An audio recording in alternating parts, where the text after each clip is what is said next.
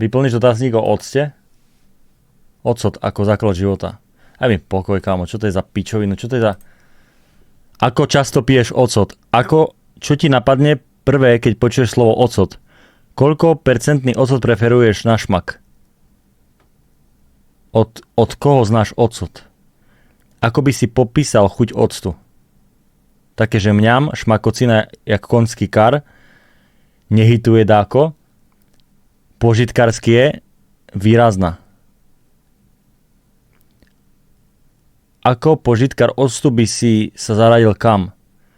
Od slovy fantom, gurmán, chutič, nechutič, nie som požitkár. Na čo používaš ocot? Obohacenie chuti jedál a pokrmov.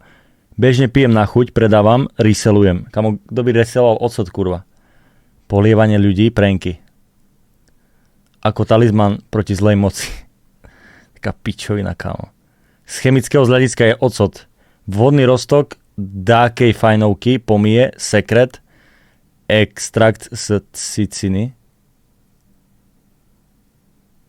gebuzina.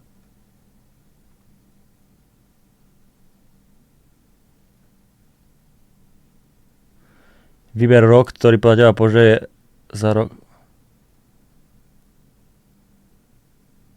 Kamo, prečo by niekto si dal námahu s týmto?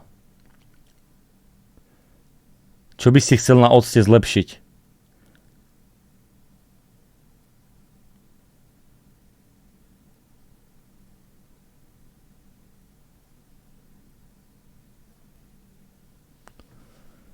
Ty pičo, to je masaker, kámo.